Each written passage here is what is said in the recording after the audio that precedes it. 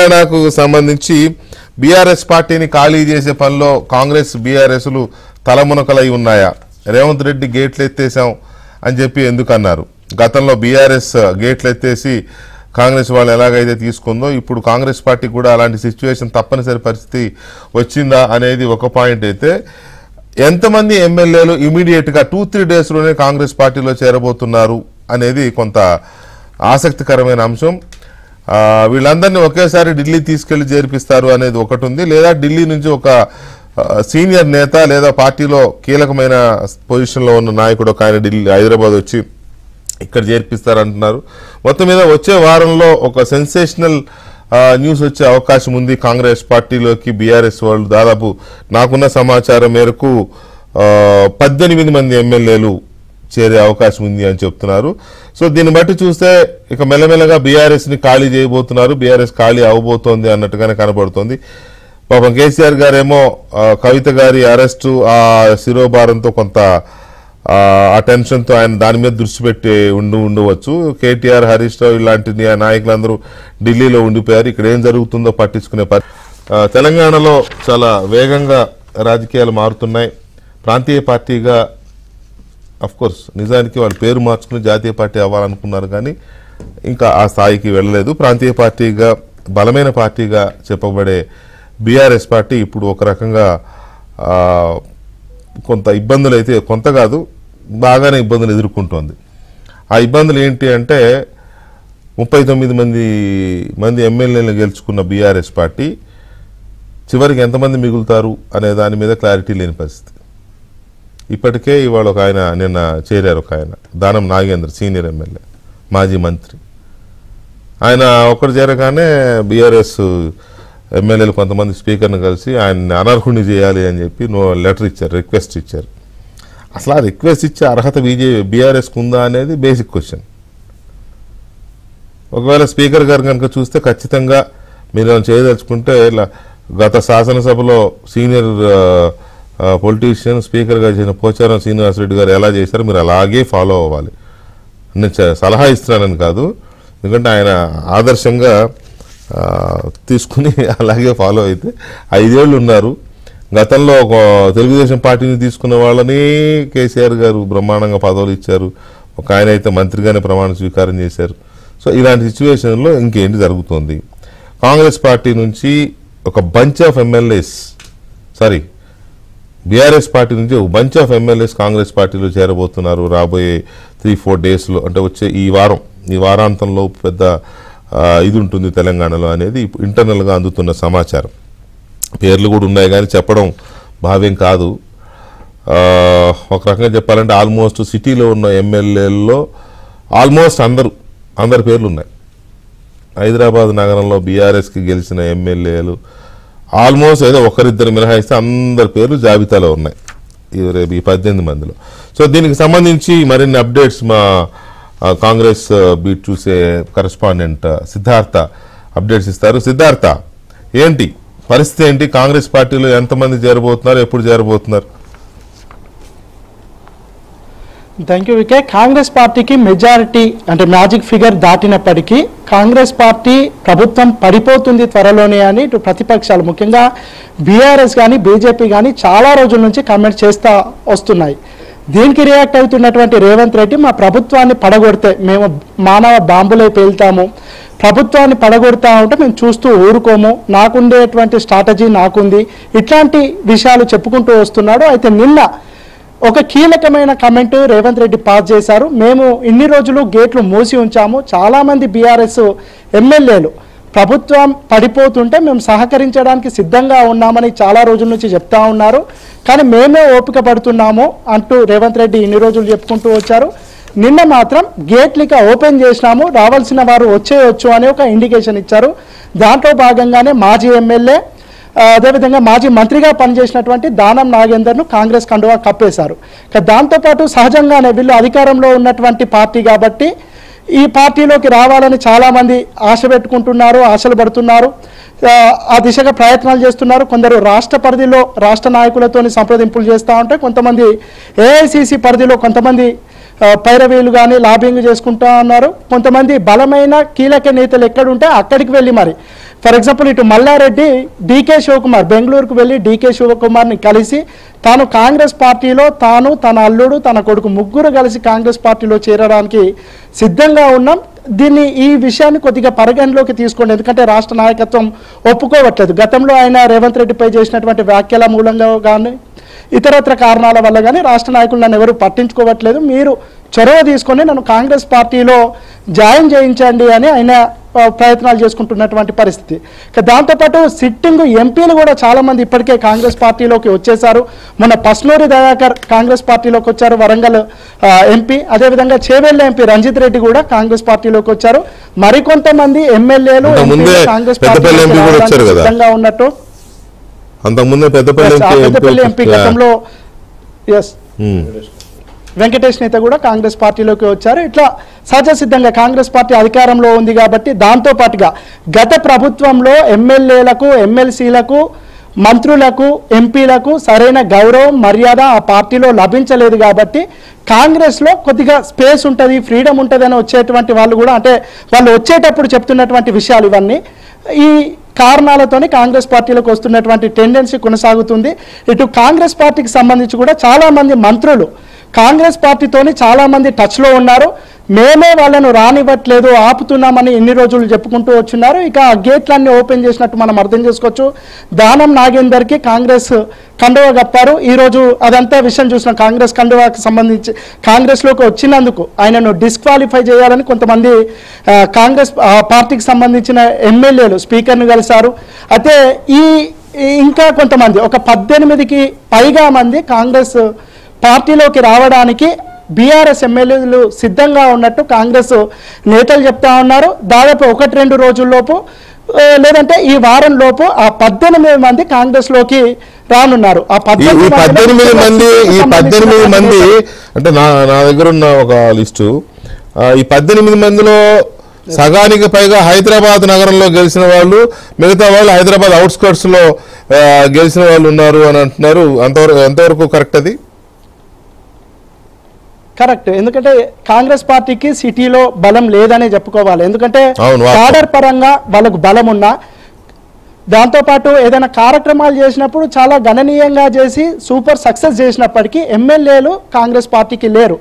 So వేరే పార్టీకి సంబంధించినటువంటి ఎమ్మెల్యేలు ఇందులో చేరితే మంత్రి పదవులు వస్తాయని కొంతమంది, గతంలో చేసినటువంటి తప్పిదాలకు ఇబ్బందులు ఎదుర్కొనే పరిస్థితి నుంచి కొద్దిగా రిలాక్సేషన్ పొందుతామని కొంతమంది, ఇట్లా కారణాలు ఏవైనా వాళ్ళు కాంగ్రెస్ పార్టీలోకి రావడానికి సిద్ధంగా ఉన్నారు. ఇంకా కొంతమంది వాళ్ళ కొడుకులకో కుటుంబీకులకో ఎంపీ టికెట్ ఇస్తే తాము రావడానికి సిద్ధంగా ఉన్నామని ఇంకా కొంతమంది చెప్తా ఉన్నారు. సో మొత్తానికైతే ఇటు రాష్ట్ర పరిధిలోని కీలక నాయకులతో కొంతమంది సంప్రదింపులు చేస్తూ ఉన్నారు, ఏఐసిసికి సంబంధించినటువంటి నాయకులతో కొంతమంది సంప్రదింపులు చేస్తున్నారు.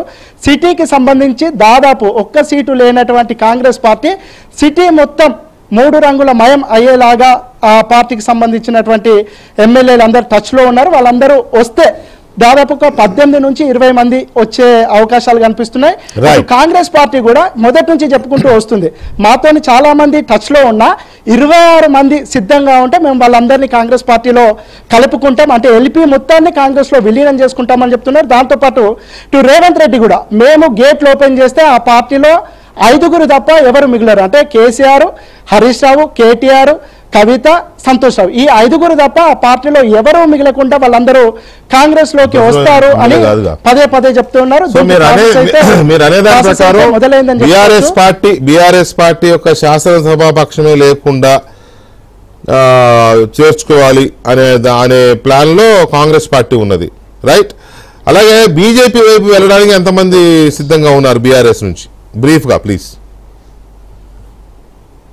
బీఆర్ఎస్కి సంబంధించి 1-2 ఎంపీలు సిట్టింగ్ ఎంపీలు అటు పోయినటువంటి పరిస్థితి. కానీ రాష్ట్రంలో కాంగ్రెస్ పార్టీ అధికారంలో ఉన్నటువంటి నేపథ్యంలో సహజంగా ఎక్కువగా మంది కాంగ్రెస్ పార్టీకి రావడానికి మొగ్గు చూపుతున్నారు. బీజేపీకి సంబంధించి బీజేపీకి వెళ్ళేటువంటి వాళ్ళ స్ట్రాటజీ కానీ వాళ్ళ లెక్కలు కానీ వాళ్ళకు ఉన్నాయి. ఎందుకంటే ఇటీవల కాలంలో ఫస్ట్ ఈడీ వచ్చి తర్వాత మోడీ వస్తున్నటువంటి సిచ్యువేషన్లు ఉన్నాయని రాష్ట్రంలో చాలామంది రాజకీయ నాయకులు చెప్తా ఉన్నారు. ఈ నేపథ్యంలో వాళ్ళు ఇన్కమ్ ట్యాక్స్ దాడులను కానీ ఈడీ దాడులను కానీ లేదంటే ఇతరత్ర కేసులను వ్యాపారాలకు సంబంధించినటువంటి కాంప్లికేషన్స్ రాకుండా ఉండడానికి కానీ వాళ్ళు బీజేపీకి వెళ్తున్నటువంటి పరిస్థితి ఉంది. వాళ్ళు కూడా ఒకరిద్దరు సీట్ల కోసం అంటే ఎంపీ టికెట్లు ఇస్తే మేము చేరడానికి సిద్ధంగా ఉన్నామని కొంతమంది చేరారు. వాళ్ళు టికెట్లు కూడా తీసుకున్నారు. రేపు మాపో బీఫామ్లు కూడా తీసుకుంటారు. దాంతో పాటుగా ఇంకా కొంతమంది కూడా వాళ్ళతోని టచ్ లో ఉన్నట్టు చెప్తా ఉన్నారు. ఇటు బీజేపీ వైపు వెళ్తున్నటువంటి వాళ్ళ సంఖ్య ఉంది, అదేవిధంగా కాంగ్రెస్ పార్టీకి వస్తున్నటువంటి వాళ్ళ సంఖ్య కూడా ఉంది. మొత్తానికైతే బీఆర్ఎస్ ను నామరూపాలు లేకుండా చేద్దామని ఇటు బీజేపీ భావిస్తా ఉంది, కాంగ్రెస్ భావిస్తా ఉంది. దాంట్లో భాగంగానే వీళ్ళు వాళ్ళు ఇద్దరు ఆపరేషన్ ఆకర్షణ మొదలు పెట్టారు. కొంతమంది ఇటు వస్తున్నారు. Right Siddhartha, right. మొత్తం మీద వీలైనంత మందిని తమ వైపు తీసుకోవడానికి కాంగ్రెస్ పార్టీ, తమకు కూడా కొంతమంది అవసరం కాబట్టి ఎంపీలో ఎమ్మెల్యేలో కొంతమంది మాకు కూడా అవసరం కాబట్టి తీసుకుందాం అనే దాని మీద బీజేపీ ఇద్దరు రెండు వైపు నుంచి వర్కౌట్ చేస్తుండడంతో ఇప్పుడు బీఆర్ఎస్ పరిస్థితి కొంత ఇబ్బందిగానే ఉందని చెప్పొచ్చు. ఇందాక నేను చెప్పినట్టుగా, అంటే చెప్పడానికి నాకు కూడా ఇబ్బంది, పార్టీ ఖాళీ అవుతున్నట్టు సిగ్నల్స్ ఉన్నాయని. కానీ కేసీఆర్ గారు రాజకీయ దురంధరుడు కాబట్టి అంత ఈజీగా దాన్ని ఏమి కానివ్వడు. కాకపోతే టైం అన్ని వేళలా సమయం మనది కాదు కదా, చెప్పలేం. సో దీని మీద మనతో చర్చలో పాల్గొంటున్నారు భారతీయ జనతా పార్టీ అధికార ప్రతినిధి పోరెడ్డి కిషోర్ రెడ్డి గారు, అలాగే బీఆర్ఎస్ నాయకులు రావుల శ్రీధర్ రెడ్డి గారు, అలాగే ఆది శ్రీనివాస్ గారు, కాంగ్రెస్ పార్టీ వేములవాడ శాసనసభ్యులు ఆది శ్రీనివాస్ గారు, బీజేపీ నాయకులు కిషోర్ రెడ్డి గారు, అలాగే బీఆర్ఎస్ నుంచి శ్రీధర్ రెడ్డి గారు అండ్ కాంగ్రెస్ పార్టీ శాసనసభ్యులు ఆది శ్రీనివాస్ గారు ఉన్నారు. ముందుగా శ్రీనివాస్ గారితో మాట్లాడదాం. శ్రీనివాస్ గారు నమస్కారం. కంగ్రాచులేషన్స్, ఫస్ట్ టైం మనం నా డిబేట్ లోకి వచ్చారు కదా. ఓకే, చాలా రోజుల తర్వాత. అవును అవును, చాలా సంవత్సరాల తర్వాత. అవును అవును. ఏంటి మొత్తం బీఆర్ఎస్ ని ఖాళీ చేస్తున్నారా? ఇప్పుడు అన్న బీఆర్ఎస్ ఖాళీ అనే ఆలోచన కాదు. ఈరోజు ప్రభుత్వం వేరుపడి ప్రమాణ స్వీకారం చేయకముందే కడియం శ్రీహరి గారి నుంచి మొదలు కొడితే, అవును, తర్వాత కేటీఆర్ గారు, హరీష్ రావు గారు, ఆఖరికి ఇటీవల కేసీఆర్ గారు కూడా ఈ ప్రభుత్వం 6 నెలల కంటే ఎక్కువ ఉండదని చెప్పినటువంటి మాట. అవును, బీజేపీ నాయకులు లక్ష్మణ్ గారు కూడా 6 నెలల కంటే ఎక్కువ ఉండేది. మనలో వచ్చేది మన ప్రభుత్వం వారు నర్భగర్భంగా వారు వాళ్ళ క్యాడర్ కోసం మాట్లాడే మాటలు మనం చూసినాం. అసలు నేను బీఆర్ఎస్ పార్టీకి ఈ రోజు మాట్లాడే నైతిక హక్కు లేదని అంటున్నా, మాట్లాడే హక్కు లేదని అంటున్నా. దైజాలు వేదాలు వల్లించినట్టు అవుతుంది వాళ్ళు మాట్లాడదు తప్ప. 2014లో మీరు లెక్క చూడండి, నేను చెప్తా. 2014లో వాళ్ళ అధికారంలోకి వచ్చిన తర్వాత మాలాగరి 24 సీట్లు 23 ఉన్నప్పుడు వాళ్ళు 2014లో 23 మందిని తీసుకున్నారు. టీడీపీ నుంచి 12 మంది, కాంగ్రెస్ నుంచి 5, వైసీపీ నుంచి 3, బీఎస్పీ నుంచి 2, సిపిఐ నుంచి 1.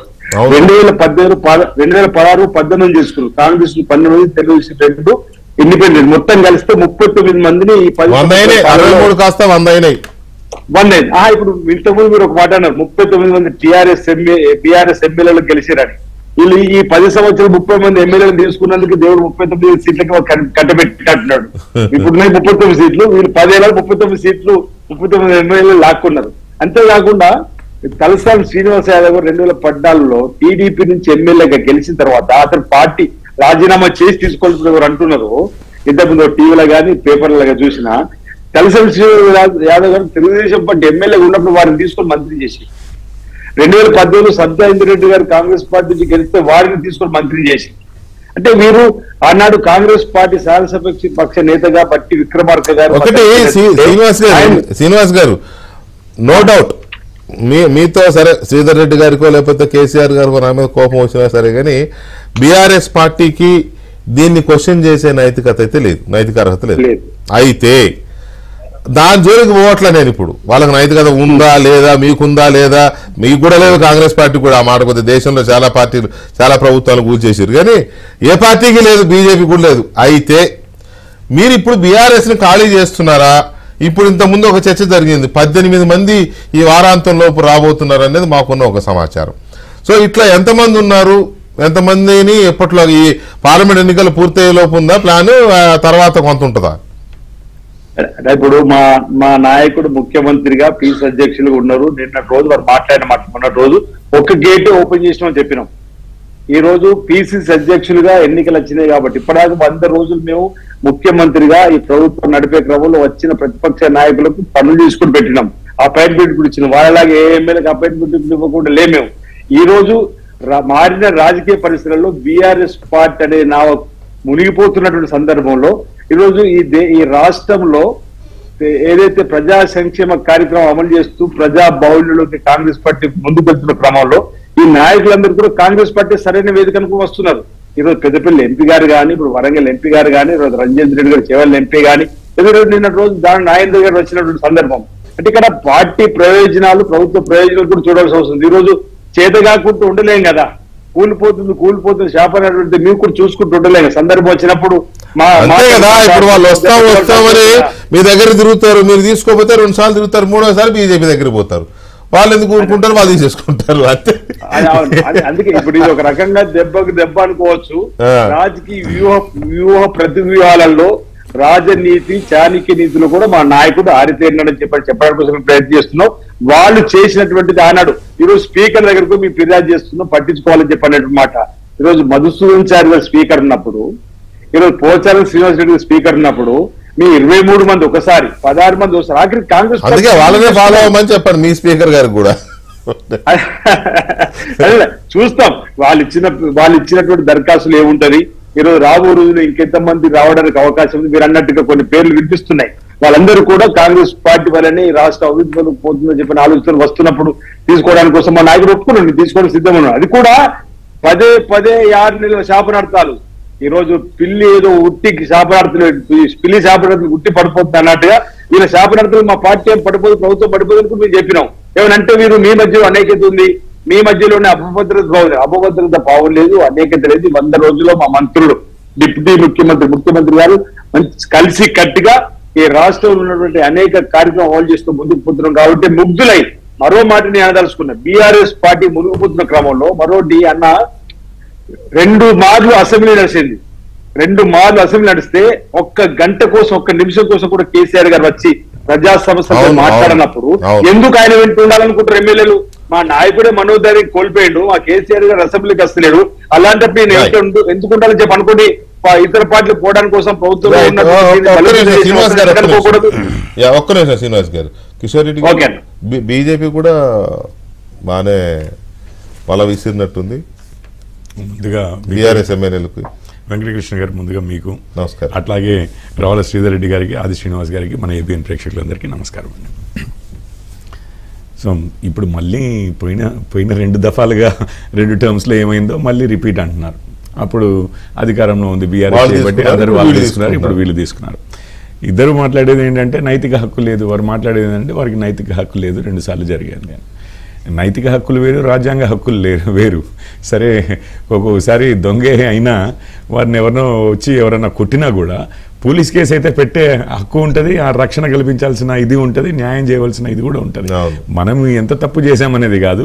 ఇప్పుడు వచ్చిన వారు ఇప్పుడు రెండో విషయం ఏంటంటే ప్రజాపాలన అన్నారు రేవంత్ రెడ్డి గారు. సరే కాంగ్రెస్ వారు అంతా ప్రజాపాలన అన్నారు.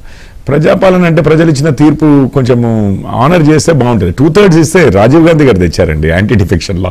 కొంచెము కేసీఆర్ గారు ఆనర్ చేయకపోయినా వీరు చేస్తే సరిపోయి ఉండేది. పోనీ 26 మంది నిజంగానే వెళ్ళి జాయిన్ అయితే ఇంకా అది లీగల్ అయిపోద్ది, పెద్ద విషయం కూడా కాదు. ఆ విధంగా చేస్తే ఓకే, లేకపోతే ఆగినారేమో. మరి ఏమాగారు మీరు అదే అంటున్నారు. ఇప్పుడు నాగేందర్ గారు యాక్చువల్లీ కండువా కప్పుకున్నారని చెప్పేసి ఈ రోజు హెడ్లైన్స్ లో వచ్చింది. ఇప్పుడు వారి భాష్యం ఏమో డిఫరెంట్ గా ఉంది, నేను ఒట్టి కలవడానికి వెళ్ళాను అని అన్నట్టుగా వినపడుతోంది. మరి అది ఎంతవరకు నిజమో మనకు తెలియదు. కండువా కప్పేసుకున్నారు. సో కదా వీళ్ళు పోయి స్పీకర్ కంప్లైంట్ చేశారు. ఇప్పుడు పోచారం శ్రీనివాస్ రెడ్డి గారు ఏం చేశారు, లేకపోతే ఇంకొకరు ఏం చేశారు, మధుసూదనాచార్య గారు ఏం చేశారు అని ఆది శ్రీనివాస్ గారు చెప్పొచ్చు. కానీ వారికి మీకు తేడా లేదు, మేమిద్దరం ఒకటే అని చెప్పినప్పుడు ఇవన్నీ కూడా జనాలకు కూడా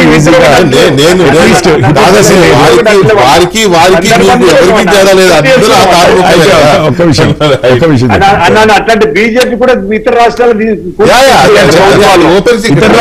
ఒకటి ఎగ్జాంపుల్ చెప్పండి.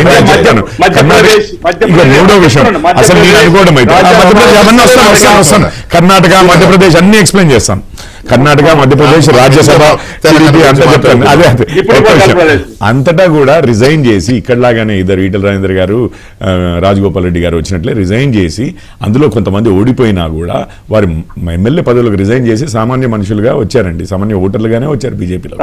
ఎక్కడైతే 2/3 అది కరెక్ట్ అండి.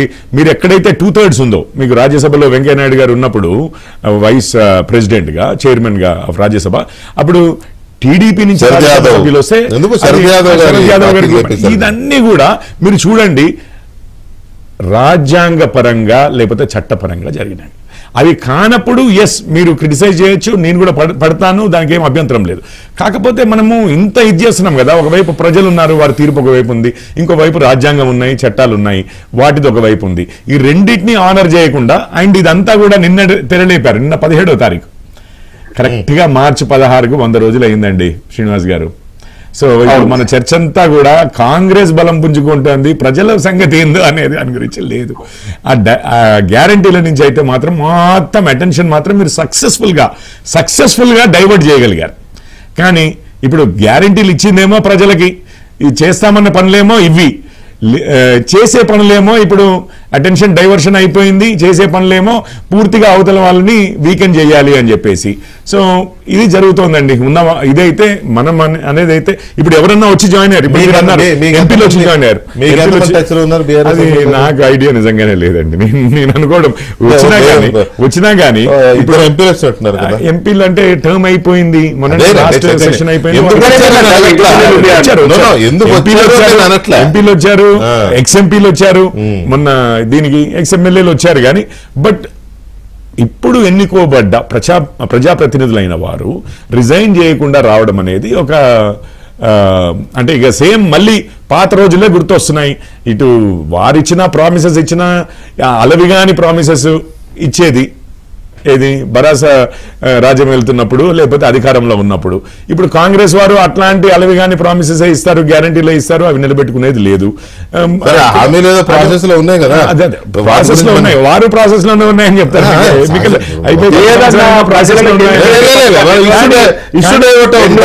100 రోజులు అయిపోయిన శ్వేతపత్రం ఉంటే బాగుండేది, కానీ ఇట్లా వెళ్ళిపోతున్నాం. గ్యారంటీలు అమలు గురించి ఒక్క నిమిషం శ్రీనివాస్ గారు, ఒక్క నిమిషం అన్న. 6 గ్యారంటీలకు మీకు సంబంధించిన చర్చ వద్దనేది నా ఉద్దేశం కాదు. కాకపోతే ఈ పాయింట్ లో మనం ఈ సబ్జెక్ట్ మాట్లాడుతున్నాం. 6 గ్యారంటీలు నేను అనౌన్స్మెంట్స్ అయితే మనం రైట్. శ్రీధర్ రెడ్డి గారు, ఇక ఇప్పుడు మీ విషయానికి వస్తే ఎందుకో కొంత ఆందోళనకరంగా ఉంది మీ పరిస్థితి, మీ పార్టీ పరిస్థితి. అసలు ఎల్పీని లేకుండా చేసే చర్చ జరుగుతున్నట్టుగా ఉంది. సో దీన్ని ప్రివెంట్ చేసే పరిస్థితి ఉందా అంటే కేసీఆర్ గారేమో ఆ టెన్షన్లో ఉన్నారు, కవిత గారి అరెస్టు కేసులు ఆ టెన్షన్లో ఉన్నారు. ఏం జరుగుతుంది? ఇప్పుడు రాజకీయ పార్టీలలో ఉన్నప్పుడు ఇప్పుడున్నటువంటి గ్రడ్జ్ పాలిటిక్స్ నడుస్తున్న సందర్భంలో ఇటువంటి కేసులు రావడము, ఫ్యాబ్రికేటెడ్ కేసెస్ రావటము, ఎలక్షన్ల ముందే కరెక్ట్గా అరెస్ట్ చేయడము, అవతల పార్టీని ఆందోళన గురి చేసే ప్రయత్నం చేయడము, కేంద్ర దర్యాప్తు సంస్థలను వాడుకోవడము, ఇవన్నీ సర్వసాధారణమైన రీతిలో ఉన్నప్పుడు కొంత ఆందోళన గురి కాకుండా ఎవరు ఉండలేరు కదా, మానవులం కాబట్టి. ఖచ్చితంగా అక్రమ కేసులు బనాయించినప్పుడు వాటికి సంబంధించి చేసినప్పుడు కేసీఆర్ గారు కాదు, నేను కాదు, మీరు కాదు, ఎవరైనా కొంత కలవరపాటు ఆడతలు కాబట్టి కొద్దిగా వాళ్ళు ఉండకుండా ఉండదు. కానీ at the same time we should not forget, ఆయన ఒక tallest leader of the state, ఓ 40-50 సంవత్సరాల సుదీర్ఘ రాజకీయ అనుభవం ఉన్నటువంటి వ్యక్తి, అనేక సార్లు ఎమ్మెల్యే గెలిచారు, ఎంపీకి గెలిచారు, కేంద్ర మంత్రిగా పనిచేశారు, ఓ ఉద్యమాన్ని నిర్మించారు, ఓ రాష్ట్రాన్ని సాధించారు, ఓ 10 సంవత్సరాలు ముఖ్యమంత్రిగా పనిచేశారు. కాబట్టి ఇవన్నీ సమస్యలను ఎదుర్కోలేనంత, ఇటువంటి విషయాలను ఎదుర్కోలేనంత పద్ధతిలో వారు ఉంటారని చెప్పేసి నేను అనుకోను. అది ఎవరన్నా ఆలోచిస్తే వాళ్ళ అమాయకత్వం అవుతుంది. నెంబర్ 1, ఆ స్థాయి శక్తి సామర్థ్యాలు ఉన్నాయి కాబట్టి ఈ మకలబుట్టి పుబ్బలబుట్టి మకలబోద్దు అని చెప్పేసి చెప్పినటువంటి పార్టీ ఇవాటికి 23 సంవత్సరాలు దాటిపోయింది, రాష్ట్రం తెచ్చింది, ప్రభుత్వాన్ని సాధించింది, ప్రభుత్వం నడిపించింది. ఇవాళ ప్రతిపక్ష పాత్రలో ఏదో మేము ఉత్తగానే లేం కదా. ఒక 39 మంది ఎమ్మెల్యేలు, 37.5% మంది ప్రజలు మాకు ఓట్లు వేశారు. కాబట్టి we're a responsible political party and ready to face any kind of suppression by the central government kinds or ఇటువంటి ఎంక్రోచ్మెంట్స్ లేకపోతే ఈ రకంగా డిఫెక్షన్స్ ఉంటే ఏదో కలవారుపాటికి పడిపోయి ఈ రాత్రి ఏమైపోద్దని భయపడేంత పద్ధతిలో బీఆర్ఎస్ పార్టీలో ఎవరము లేము. నేను ఆ మధ్య చెప్పాను, మన వాళ్ళు నేను అడుగుతున్నా షాక్ అని రాయబాకంటారు, ఆయన షాక్ లేదు, పాడలేదు, షాక్. ఆయన కలిస్తే షాక్, ఇవాళ సాయంత్రానికి షాక్, రేపు పొద్దున ఆయన పోతే షాక్. ఆయన కలిస్తే ఈ షాక్ లేదు, ఏం లేదు, we're shock proof. Already telling you, నేను ఏమంటున్నా, కొంతమంది అబ్సల్యూట్లీ నాట్, అవసరమే లే. నేనేమంటున్నా, కొంతమంది ఎమ్మెల్యేలు పోవడం మూలాన ఏ పార్టీ అయినా irrespective of the political party concern ఆ వ్యవస్థ మొత్తం కుప్పగూలిపోద్దనో ఏదైనా అవుతుందనో అనుకోవడం అనేది ఎవరైనా నాయకత్వమే. కాంగ్రెస్ పార్టీ కాబట్టి ఇగో అది ఎక్కడ వాస్తవం ఉన్నా ఒప్పుకుంటాం, దాంట్లో ఏం లేదు. ఇప్పుడు నీవు రైటా నేను రైటా అంటే ఒకసారి నువ్వు రైట్ ఉండొచ్చు, ఒకసారి నేను రైట్ ఉండొచ్చు, దాంట్లో ఏం బాధలేదు. I'm answering on behalf BRS party. We are not worried, number 1. Number 2, we will face the situation come what may. Number 3, we stand strong for the people of Telangana state. Number 4, ఈ ఎవరైతే వెళ్తారో వాళ్ళ యొక్క స్థానాలు భర్తీ చేయడానికి ప్రజల వైపు ప్రజల పక్షాన పోరాడడానికి చాలా మంది కేసీఆర్ నాయకత్వంలో సిద్ధంగా ఉన్నాం. ఒకటి, ఎవరైతే ఆస్తులు కాపాడుకోవడానికో ఆస్తులు సంపాదించుకోవడానికో పోయి ఉంటే వాళ్ళ భ్రమలు మిగిలిపోతాయి. ఆస్తులు మాత్రమే మిగులుతాయో మీరు కూడా మిగులుతారో లేదో, అంటే ఆస్తుల యొక్క స్వార్థానికి పోయే వాళ్ళకి మేమేమి ఊరికనే చూస్తూ ఊరుకుంటా, ఏమంటారు దాని పేరు, అంటే వామన గుడ్డలు ఆడుకుంటా కూర్చొని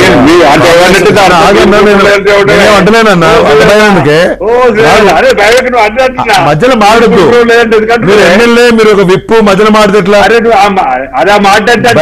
ఏం కాదు, నేను మాట్లాడి రైట్ గట్లా. నేను చెప్పేది ఏంటంటే, ఇట్లా పార్టీని నేనేమంటే పార్టీలు మారడం, నేను కూడా బీజేపీ నుంచి వచ్చాను ఇక్కడికి, స్వార్థమా లేదా ఇండివిజువల్ కేస్ స్పెసిఫిక్ ఉంటుంది. కానీ కొంతమందికి రాజకీయ జీవితమే లేకుంటే రాజకీయాల్లోకి ప్రవేశించినప్పుడే వచ్చిన అవకాశం తీసుకొని రాజకీయ ప్రభావం ఎంచుకొని పోవడానికి స్వార్థం అనొచ్చేమో కొంతమేరకు. మీకు అదే ఉందా లేదా అనేది పబ్లిక్ డిసైడ్ చేయనియండి. కానీ అటువంటి కేసెస్ పాయింట్ మాత్రమే పోతున్నారు వ్యక్తులు ఎవరుతున్నారు కదా, వాళ్ళు ఖచ్చితంగా ప్రజా కోర్టులో వాళ్ళందరూ రేపు పొద్దున్న దోషులుగా కరెక్ట్. అదే పాయింట్ స్వార్థాలు చూస్తున్నారు. అదే పాయింట్ దగ్గర నా క్వశ్చన్ ఏంటంటే, ఇప్పుడు వ్యాపారాలు ఆస్తులు కాపాడుకోవడానికి వెళ్ళే వాళ్ళు భ్రమలుగానే ఉంటాయని ప్రజా కోర్టులో సమాధానం అన్నారు కదా. ఆ రోజున కాంగ్రెస్ పార్టీ నుంచి వచ్చిన వాళ్ళలో సగం మంది కానీ, తెలుగుదేశం పార్టీ నుంచి మీరు తీసుకున్న వాళ్ళలో సగం మంది కానీ అందరూ ఆస్తులు కాపాడుకోవడానికి వచ్చిన వాళ్ళే. నేను ఇందాక మనం బ్రేక్ లో ఉన్నప్పుడు ఒక ఎగ్జాంపుల్ చెప్పా. మహానాడులో మధ్యాహ్నం 3 గంటల వరకు చంద్రబాబు నాయుడు గారు పక్కన కూర్చున్న మాధవరావు కృష్ణారావు గారు 5 గంటలకు ఫామ్ హౌస్ లో ఉన్నాడు. ఇప్పుడు ఇట్లాంటి చాలా జరిగాయి. ఒక్క నిమిషం సార్, వీళ్ళందరూ ఆస్తులు వ్యాపారాలు లేకపోతే వీటి కోసం పోయిన వాళ్ళే తప్ప ఏదో ప్రజలు ఇదంతా అనడానికి లేదు. పాయింట్ ఏంటంటే, ఒకసారి నువ్వు అందుకే అన్నా, అది నేనేమన్నా అంటే అందుకే మీకు నైతికత లేదు, మీకు వాళ్ళకి లేదు. కానీ నైతికత ఉందా లేదా చర్చ కాదు ఇప్పుడు మీరు పెట్టింది. నేనేమంటున్నా అంటే, ఐఎమ్ నాట్ టేకింగ్ నేమ్స్, నేను ఎవరి పేర్లు తీసుకోదలుచుకోలేదు. కానీ మేము రాజకీయ పార్టీగా ఉత్తగానే ఊరుకోము అంటున్నాను. డెఫినెట్ గా whatever options before us, మీరు కూడా నేను మా పార్టీని స్ట్రెంగ్తన్ చేసుకోవడం కోసం సర్వైవల్ అనే క్వశ్చన్ లేదండి. సర్వైవల్ 60 లక్షల మంది కార్యకర్తలు ఉన్నటువంటి పార్టీకి సర్వైవల్ ఏందో ఓడబోతే అది కాదు ముచ్చట. ఇప్పుడు ఖైరతాబాద్ లో దాన నాగేంద్ర గారు పోయారని చెప్తున్నాను. నేనేమంటున్నా, ఒక మాట ఒక్కటి పోతే అన్న, నేనేమంటాను అగౌరవంగా మాట్లాడుకోలేదు. అనేది కాదు నా ఉద్దేశం, వెళ్ళిపోయే వాళ్ళని పోతే మరి ఏం చేస్తాము. ఒక మాట నేనేమంటున్నాంటే, నేను అందుకే చెప్పాను, ఇప్పుడు నేను విత్ ఫుల్ కన్సైన్స్ మాట్లాడుతున్నా, ఏదో అబద్ధతాభావంతో ఆత్మీయంతో మాట్లాడట్లేదు. I'm confident to tell you this. ఇవాళ ఖైరతాబాద్ శాసనసభ్యుడిగా పోతారు అనుకున్నాండి.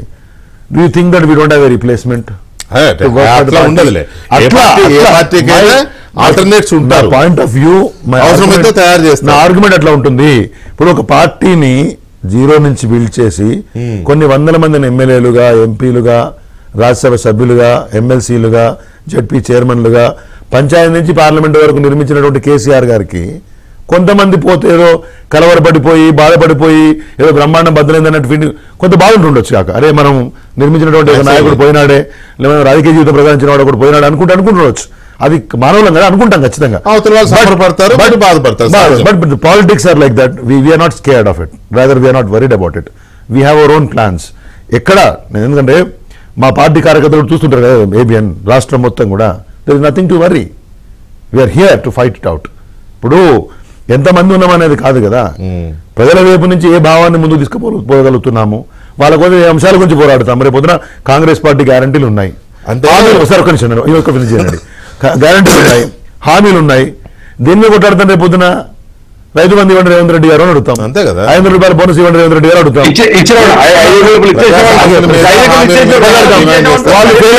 వాళ్ళు ఫెయిల్ అయితే మా భావన రేపు పొద్దున మంచుకుంటే మాకు ఓట్లు ఇస్తారు ప్రజలు కదా. ప్రజలు ఏం నమ్ముతారనే విషయం మీద ఎంతమంది ఉన్నాము ఏందనేది ఒక అంశం.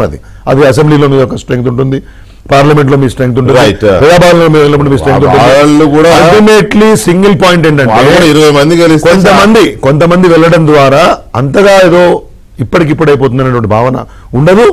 మాక్సిమం ఒకరిద్దరు పోతారేమో కానీ I'm confident even today maximum our MLAs KCR గారి నాయకత్వం మీద విశ్వాసం ఉంది. They will continue with us.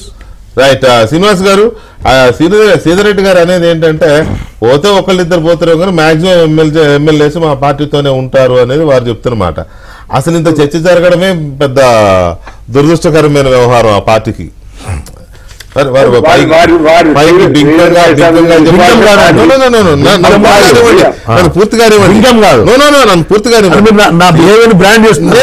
Sridhar Reddy గారు చెప్పేది బింకంగా చెప్తున్నారా లేకపోతే నిజంగానే పార్టీ నాయకత్వం దగ్గర ఆ కాన్ఫిడెన్స్ ఉందా నాకు తెలియదు.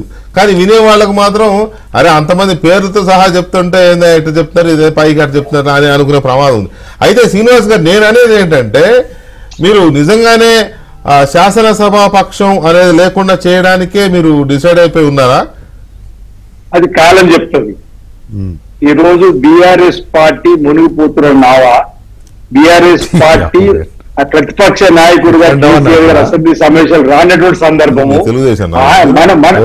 మన కోసం అన్న. ఇప్పుడు అసెంబ్లీ నడిచిన 2 మార్లు ఆయన వచ్చి ప్రజల పక్షాన పోరాటం చేస్తే వాళ్ళ శాసనసభ్యులు నమ్మకుంటుండే మా నాయకుడు మనోధైర్యంతో ఉన్నాడు కాబట్టి బీఆర్ఎస్ పార్టీలు ఉంటామని.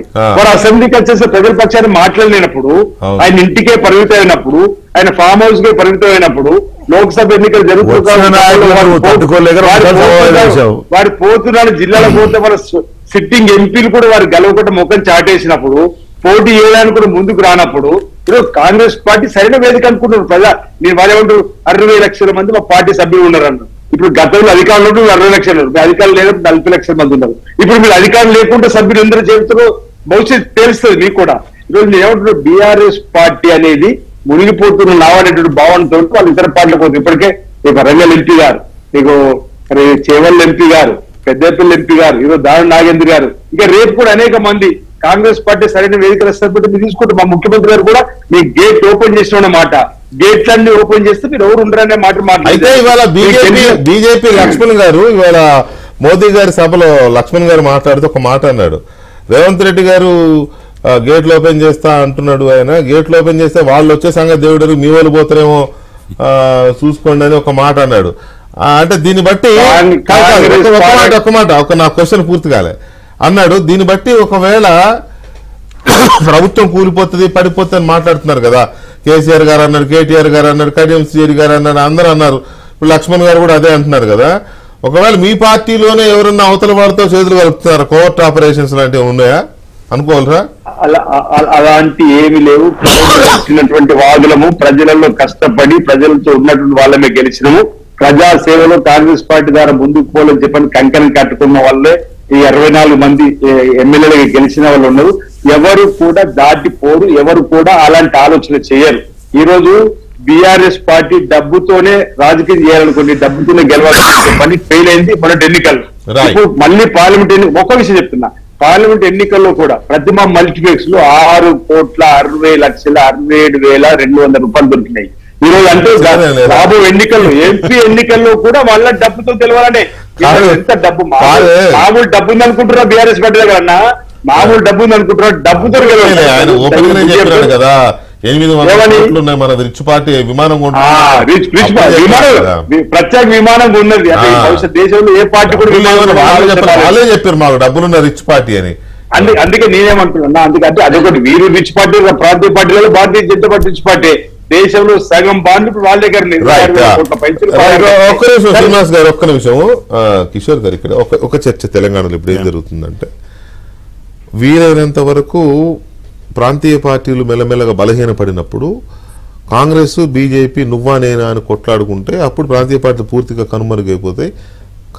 ఇక జాతీయ పార్టీలు ఉండే ఆ స్టేట్లో ఉంటాయి. ఉదాహరణ కర్ణాటక కాలక్రమంలో అలాగే అయిపోయింది. ఇప్పుడు అక్కడ ఇక ఉన్నాయని ఆ చివరి చేతి ఎత్తేసి వచ్చి మీతో కలిసిపోయాడు. ఇప్పుడు అక్కడ ప్రాంతీయ పార్టీ లేదు. ఇక ఉన్నది ఒకటే కాంగ్రెస్ పార్టీ, బీజేపీ, అంతే. అయితే కాంగ్రెస్ లేకపోతే బీజేపీ. ఆ సిచ్యువేషన్ ఏమన్నా తెలంగాణలో వస్తుంది, ఆ చర్చ జరుగుతుంది. అది తీసుకొచ్చా అంటే బీఆర్ఎస్ ఏమైపోతుంది అంటే ఏమో కలుపుకోవచ్చు, మెర్జ్ చేసుకోవచ్చు, ఏం జరుగుతుంది.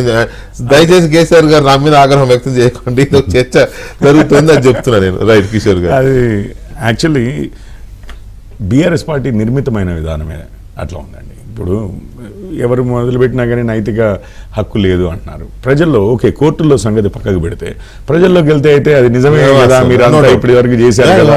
ప్రజా కోర్టులో అయితే ఓడిపోతారు వారు, ఏది బీఆర్ఎస్ వారు. ఇప్పుడు ఏదన్నా కొత్తగా కంప్లైంట్ చేసి యాగి చేస్తే అని మొన్నటి వరకు నువ్వు చేసిందే కదా అన్న టైప్ లో. సో ఆ పార్టీ నిర్మితమైన విధానమే టైం తీసుకోకుండా సడన్ గా అన్న టైప్ లో, అంటే పవర్లోకి ఒకసారి రాగానే మొత్తం మిగిలిన ఇప్పుడు టీడీపీ, వైఎస్ఆర్సీపీ, బీఎస్పీ, ఫార్వర్డ్ బ్లాక్, సిపిఐ, ఈవెన్ కమ్యూనిస్ట్ సొంత పార్టీలను ఒక సైడ్ అంటే వాళ్ళని కూడా బతకనీయలేదు. కమ్యూనిస్ట్ పార్టీలలో నుంచి కూడా అది ఎప్పుడు జరగలేదు అనుకుంటా.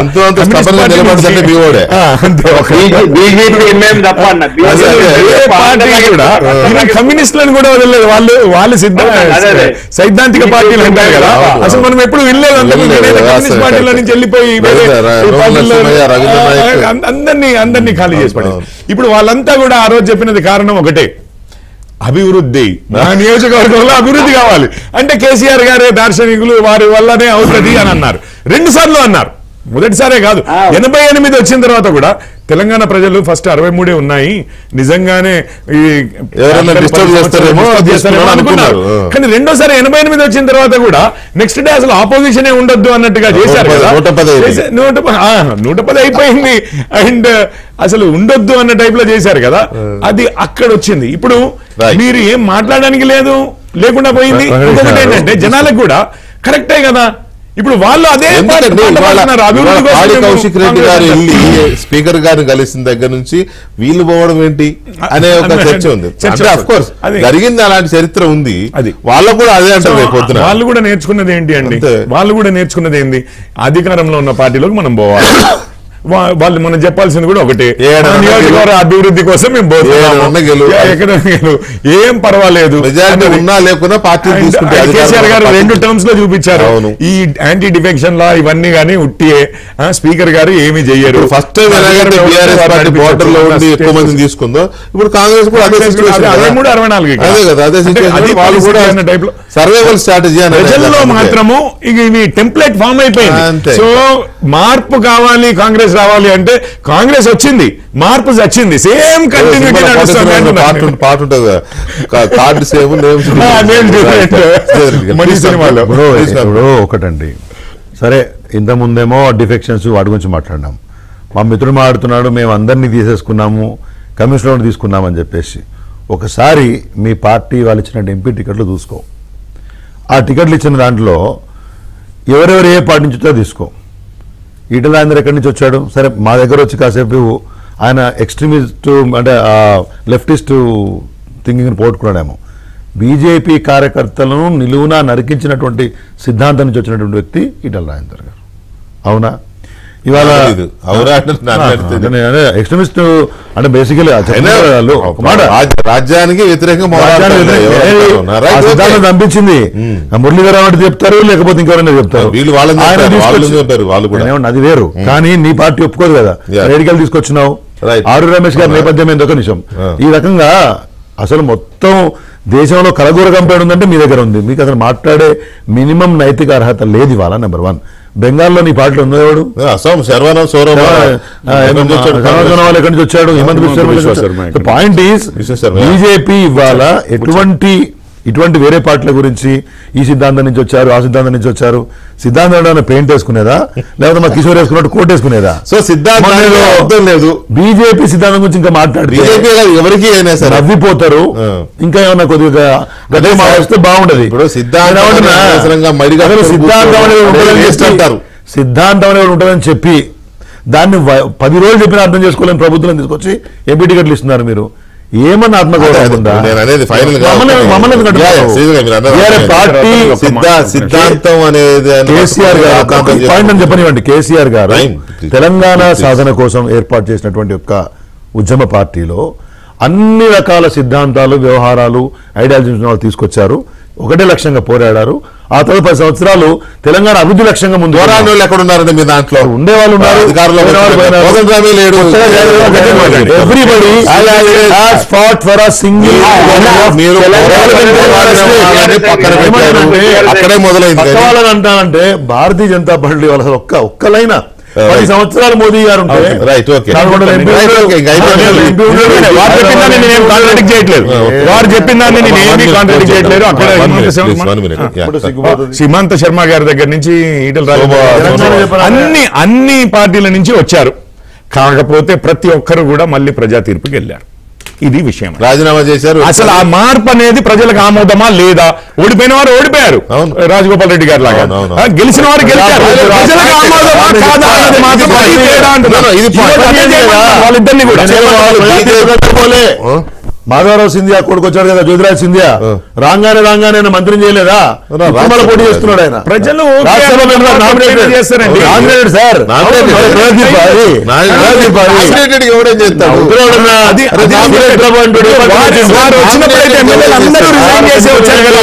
రిజైన్ చేసి వచ్చారు. కిషోర్ కనీసం రాజ్యసభ సభ్యుడు నామినేట్ చేస్తే ప్రజల్లోకి వెళ్ళి వచ్చినట్ట. సురేష్ బాబు ఏ పార్టీలో గెలిచిండు, ఏ పార్టీలో మంత్రి అయిండు? శివసేనలో గెలిచిండు, బీజేపీలో మంత్రి అయిండు. మాటలు చెప్పకండి. आपसे पहले देखे आपके पूरे అందుకే చెప్పే కదా ముందే मालूम है मुझे।